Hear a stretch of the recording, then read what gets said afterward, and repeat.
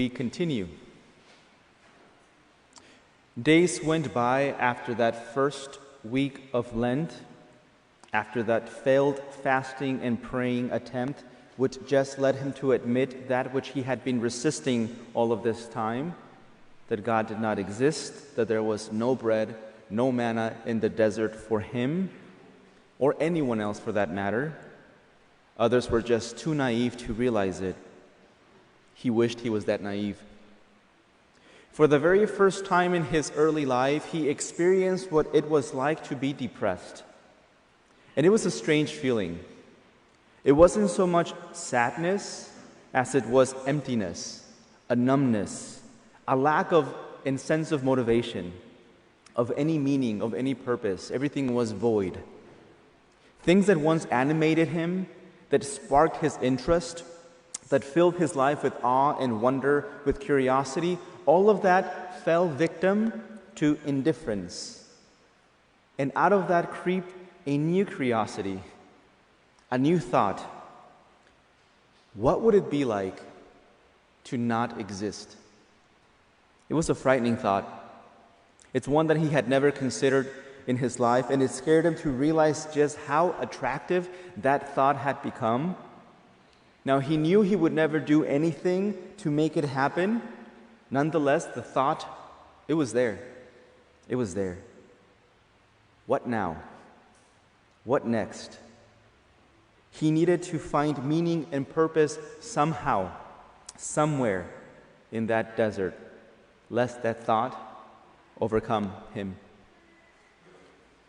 You know, many people go through very similar experiences at some point in their lives, be it as a teen or young adult, trying to figure out their place in the world as they question everything, especially those things that were meant to be a source of meaning and purpose for them, the faith that their parents had passed on.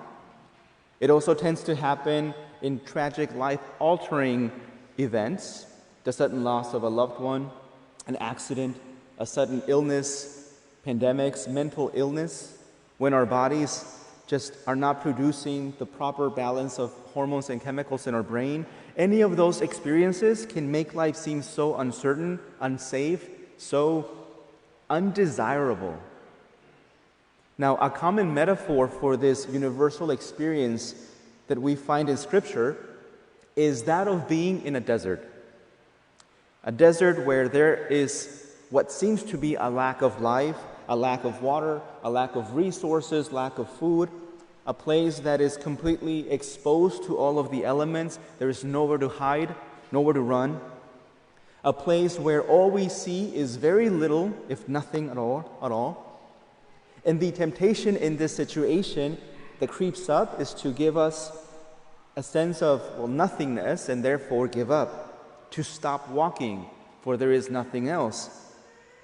Now that's where we have been taken to this last 2 weeks in our readings, to this desert experience, both through Exodus in that first reading, for the last 2 weeks, but also as we saw people coming to Jesus and the reasons that they went to Jesus. So we had focused on two common difficulties with faith and belief that can lead us towards this desert experience in the first place. We talked about the difficulties in faith when God doesn't seem to be enough in our lives and we're not satisfied. And we also talked about the difficulty of when our efforts to get close to God or to get God close to us just seem to fail, where nothing is happening. Well, since we have been brought to this desert, today we start making a shift as we face the question, what now? When there seems to be nothing, what now? So to begin answering this question, we're being invited into a desert experience of a new character. We haven't heard of him yet, Elijah. Elijah enters the desert due to the mental and spiritual difficulties that he was experiencing in his life. Now, God had asked Elijah to be a prophet, meaning to speak against false prophets, the false prophets of Baal, because this false god had many followers. Now, at first, Elijah, when he was given this mission, he was into it. He was excited. He had as role models all of those prophets from the Old Testament that he had heard about, especially Moses. So he figured he was going to be someone just like him, someone great, leading people to victory. So he gets to work. He goes all in. He confronts those false prophets of this false god Baal. In fact, he was so successful that those false prophets end up being killed. However, the followers of Baal, the followers of those prophets get mad. And now they're going after him, trying to kill him. And he's overwhelmed. He's feeling so overwhelmed and overworked and tired, feeling like this task that God had given him was too much. It was impossible. He wasn't like Moses. He wasn't able to do what he thought he was going to be able to do. And in came this lack of self-confidence, this lack of self-esteem, and then he begins losing sight of his purpose, his meaning, his calling. So he wanders into this desert, thinking, what now? He saw absolutely nothing, no option. Things were impossible. And it is in this state of mind that he is brought to a new thought, a new curiosity. What would it be like to not exist? You know, depression, thoughts of suicide, that does not discriminate. It affects everyone, believers or non-believers, young or old, rich or poor. And it is the thought that comes when the what now seems to have no answer. So as Elijah begins his desire for death and not wanting to take his own life himself, he begs God, take it for me. This is enough, Lord. Take my life. I am no better than my fathers. He's completely defeated. And in this state of mind, he falls asleep under this broom tree.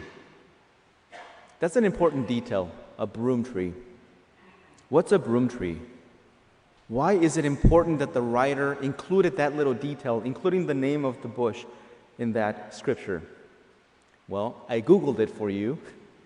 All I could picture was literally a broom in the ground. So I had to see, what is this thing? A broom tree, it's a plant that is very delicate. They're not very hardy. They're not very strong. They're not very big. And even their branches aren't that bushy.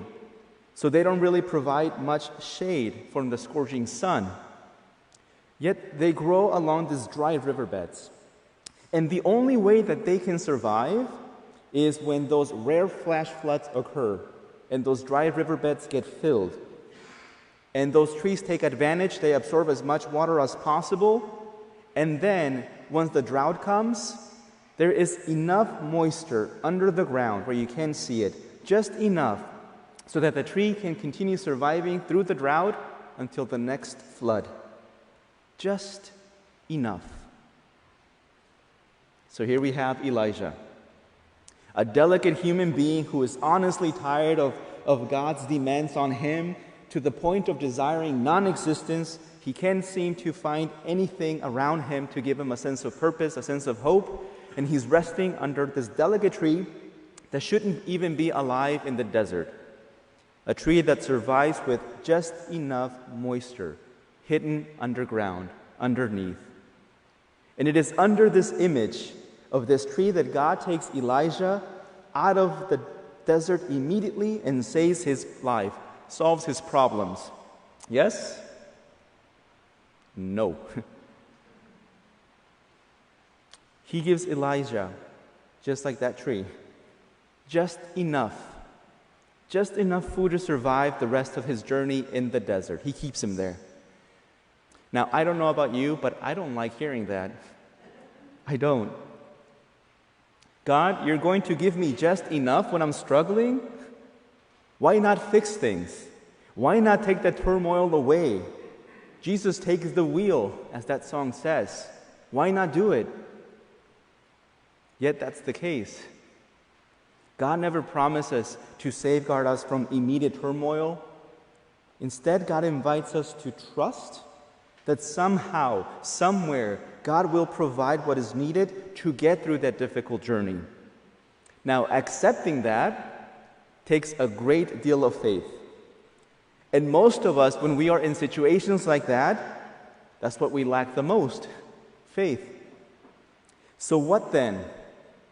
We're now in the desert, either like Elijah, believers in God, but with very little faith, or like I was, with no faith at all, with full doubt. The temptation is to just walk away from it all. As that thought emerges, non-existence would be better, because it all seems hopeless. What then? When faith and trust in God is missing, especially in those most difficult of times of our lives, then all that God needs of us is our honesty.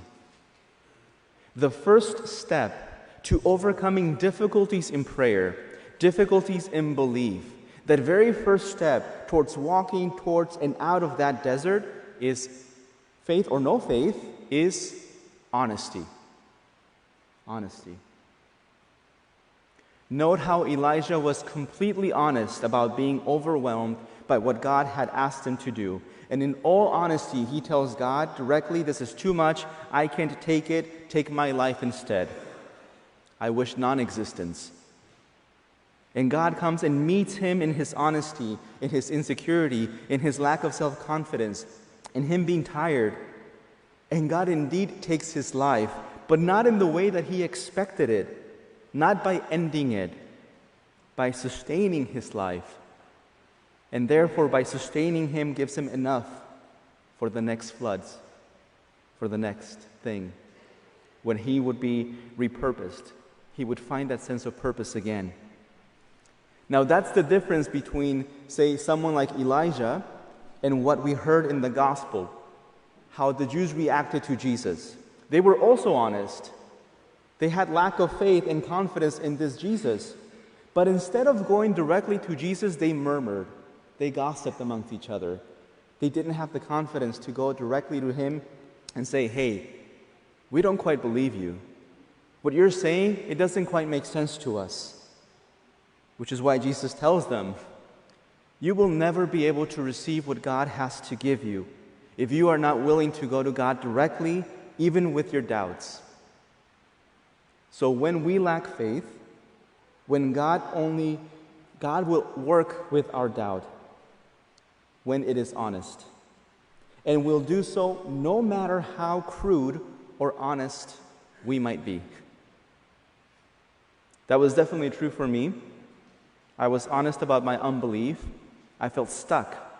Intellectually, emotionally, spiritually, I couldn't make sense of it, and I tried. I honestly tried. But that's all that God needed.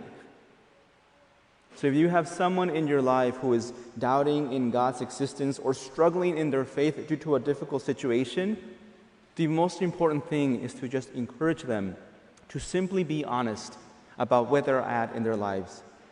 To approach God with this honesty, with what little or no faith they have at all. Somehow, somewhere, God provides. I continued walking in that desert of Lent, getting used to the idea that there was nothing else, as I began to tell myself that I would have to start making meaning out of my own life, in my own accomplishments, maybe just living a good moral life somehow, somewhere. You know, I didn't realize it then, but God was using that honesty and providing through it just enough to get me walking through that desert. Just enough to fully reject the idea of non-existence as I was led to that moment that changed it all. When God indeed took my life and redirected it somewhere else. Now that moment began with Holy Week of that Lent. That's when the rain, the monsoon, finally came. To be continued.